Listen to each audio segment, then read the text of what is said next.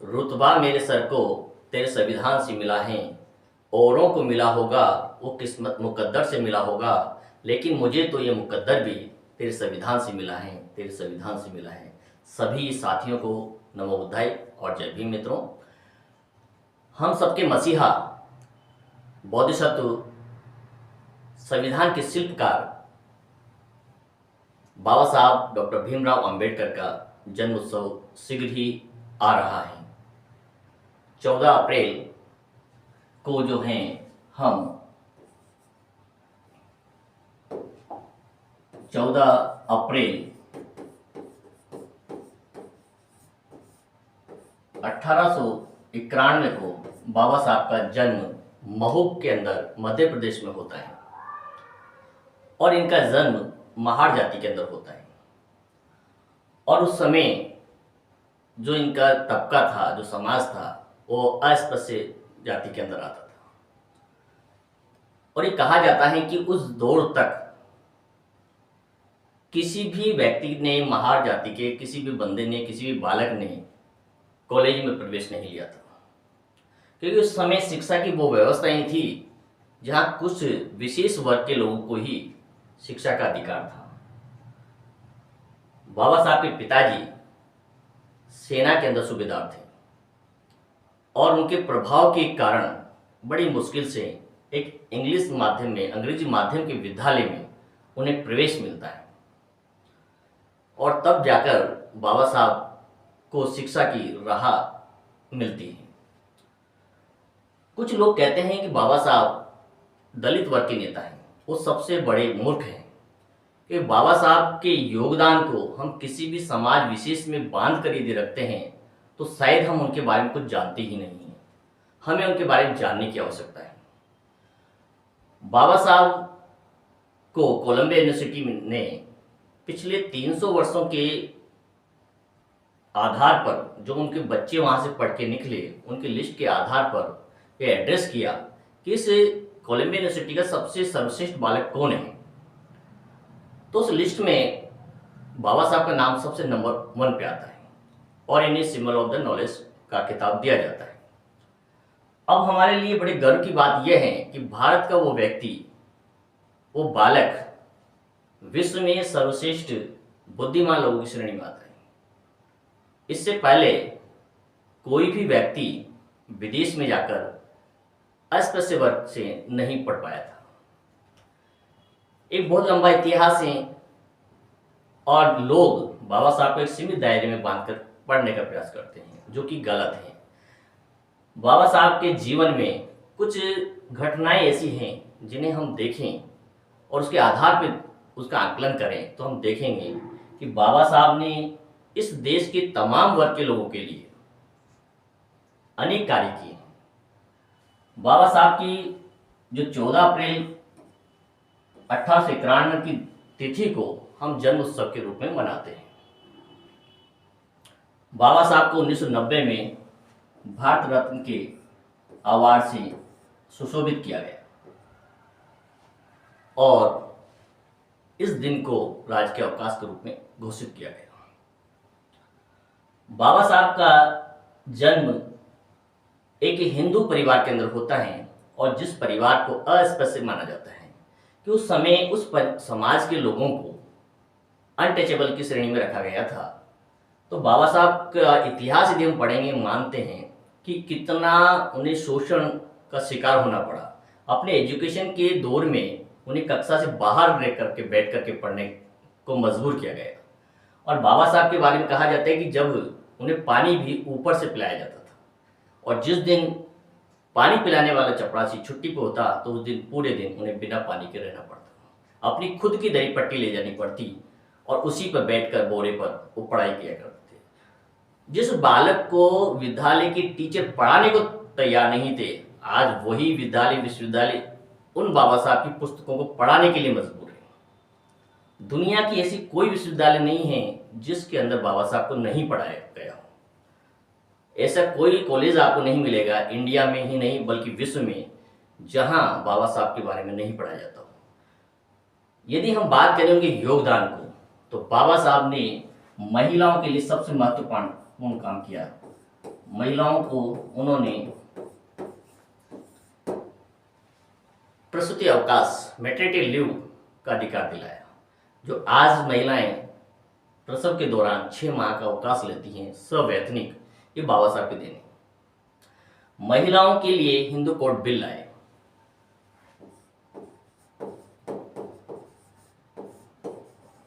Hindu code bill बाबा साहब की बहुत बड़ी देन है।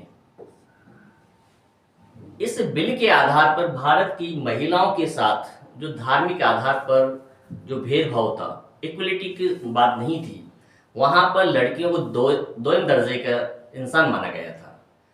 हर संपत्ति पे बेटे का अधिकार था, वो बाबा साहब ने उसको परिवर्तित किया। उन्होंने कहा पिता की संपत्ति में बेटी का भी वही अधिकार है जो बेटे का है। यही हिंदू कोड बिल है। और इसके अंदर महिलाओं को हर चीज में भागीदारी रखने, जैसे बच्चों को गोद लेने का अधिकार दिलाया। इससे पहले यह था कि अविवाहित महिला किसी बालक को गोद नहीं ले सकती थी, वो अपने परिवार के ही बच्चे को रख सकती थी। बाबा साहब ने कहा कोई भी महिला किसी भी बालक को गोद ले सकती है, अपने पिता की संपत्ति में बराबर का हकदार है। महिलाओं को प्रसूति अवकाश मैटरनिटी लीव का अधिकार उन्होंने दिया और समान वेतन का अधिकार दिया। उससे पहले महिलाओं को कम वेतन वेजेस दिया जाता था और पुरुषों को अधिक दिया जाता था। इन्होंने समान कार्य के लिए समान वेतन की बात कही। बाबा साहब ने मजदूरों के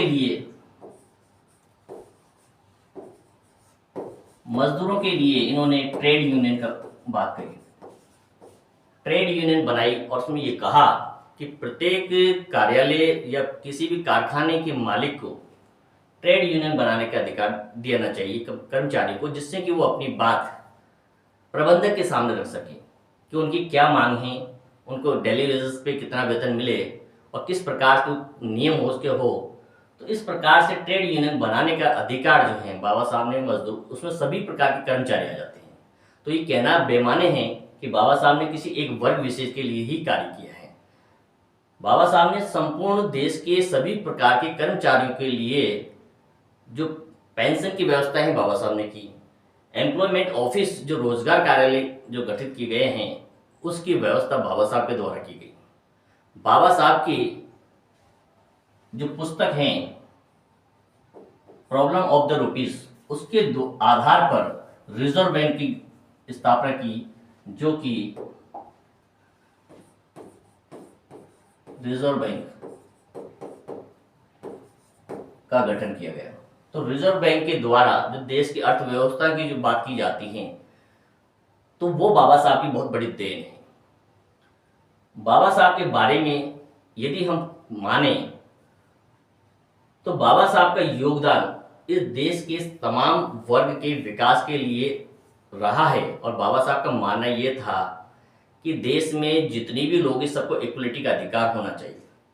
तो हमें बाबा साहब ने संविधान के द्वारा समानता का अधिकार दिया, समानता का अधिकार दिया। इससे पहले देश के अंदर वर्गीकरण जो किया जाता था वर्ण व्यवस्था के आधार पर था। और बाबा साहब ये कहते हैं कि वर्ण व्यवस्था एक ऐसे मकान के रूप में है जो 4 मंजिला मकान है और लेकिन उसमें ऊपर जाने और बाहर नीचे आने के लिए कोई सीढ़ी या कोई दरवाजा नहीं है। जिस माले पर उसका जन्म होता है उसी माले में उसे जीवन भर रहना पड़ता है। उसने सबसे ऊपर के माले पे ब्राह्मण को रखा, जो वहां पर जन्म लेने के कारण ही ब्राह्मण है, चाहे उसके पास ज्ञान नाम की कोई चीज ना हो, लेकिन वो नीचे के स्तर पर नहीं आ सकता है। और शूद्र को नीचे लास्ट पायदान पर रखा, जो कितना भी योग्य हो उसे आप सर्वश्रेष्ठ नहीं बना सकते, वो शूद्र की श्रेणी में ही रहेगा। तो एक ऐसी मंजिल बहुमंजिला इमारत के बताया जिसमें बाहर निकलने की कोई दरवाजा नहीं है, न आप अपनी योग्यता के बल पे ऊपर जा सकते हैं और अयोग्यता के कारण आपको नीचे रखा जा सकता है। तो बाबा साहब ने कहा ये बहुत ही असमानता है देश के अंदर। व्यक्ति का मूल्यांकन उसकी शिक्षा और उसकी योग्यता के आधार पर किया जाना चाहिए, न कि उसके जन्म के आधार पर। और जब तक व्यक्ति की योग्यता के आधार पर उसका मूल्यांकन नहीं होगा, उसको उसके अधिकार नहीं दिए जाएंगे, तब तक देश में समानता इक्वलिटी नहीं आ सकती। बाबा साहब ने कहा कि यदि महिलाओं को पुरुषों के बराबर समान अधिकार नहीं देंगे तो हमारी आज़ादी अधूरी आज़ादी है। यदि आज़ादी का सही अर्थ आपको समझना है तो महिलाओं को भी पुरुषों के बराबर समानता के अधिकार देने होंगे। तो बाबा साहब मसीहा थे जिन्होंने हर वर्ग के लिए काम किया। बाबा साहब ने कहा कि देश के अंदर धर्म को लेकर विवाद होता है, लेकिन इसको सही मायने में यदि समझा जाए तो बाबा साहब ने बौद्ध धर्म 14 सितंबर 1956 को ग्रहण किया नागपुर के अंदर, और इन्होंने 5 लाख लोगों के साथ में बौद्ध धर्म ग्रहण किया।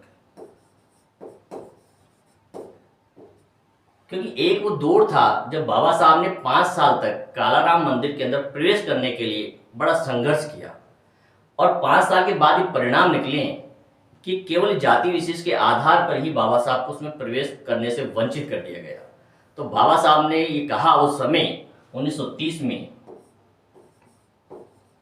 कि मैं हिंदू धर्म में पैदा जरूर हुआ हूँ, ये मेरे बस की बात नहीं थी, लेकिन मैं इस हिंदू धर्म में मरूंगा नहीं, ये मेरी बस की बात है। और उस बात को बाबा साहब ने 1956 में सिद्ध करके दिखाया, और इसके बाद 6 दिसंबर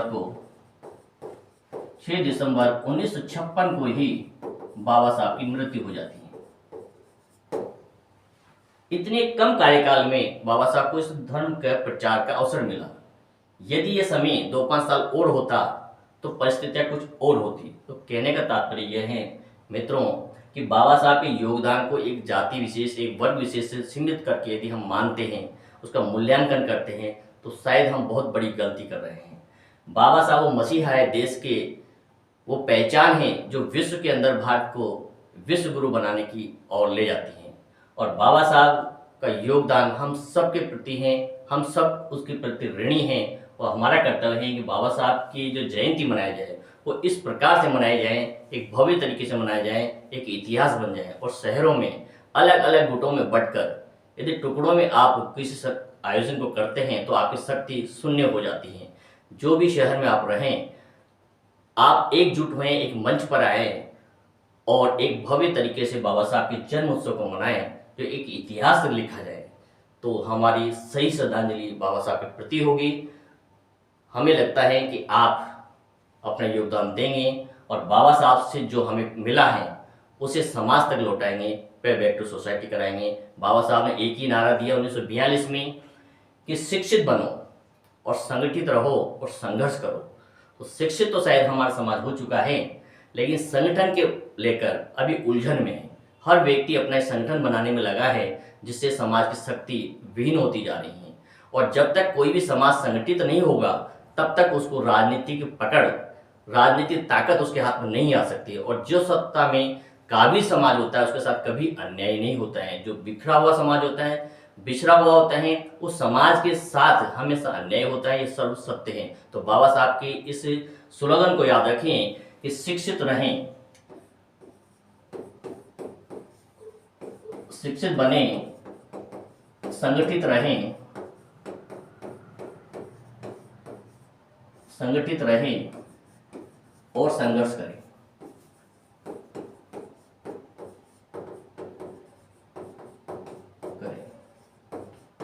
बाबा साहब को समझना बहुत ही जरूरी है। यदि आप अपने आने वाले पीढ़ी के भविष्य को बचाना चाहते हैं तो बाबा साहब ने कहा शिक्षा ही वो अधिकार है, वो हक है, और वो आपका एक शस्त्र है, एक हथियार है, जिसके द्वारा प्रत्येक व्यक्ति अपनी समस्याओं का समाधान कर सकता है, अपनी गरीबी का, अपनी असमानता को समूल नष्ट कर सकता है और इक्वलिटी का जीवन, एक सम्मान का जीवन जी सकते हैं। और इसीलिए हम आपसे निवेदन करेंगे कि जब भी बाबा साहब का जयंती मनाने का अवसर आए, चाहे 14 अप्रैल हो या 6 दिसंबर हो, उनकी पुण्यतिथि का अवसर हो या उनके 14 सितंबर का अवसर हो, जहाँ धम्म परिवर्तन दिवस के रूप में मनाया जाता है, तो सभी अपना योगदान बढ़ चढ़ के करें। यही बाबा साहब के हमारे लिए बहुत बड़ी श्रद्धांजलि होगी। सभी को नमो बधाई और जय भीम।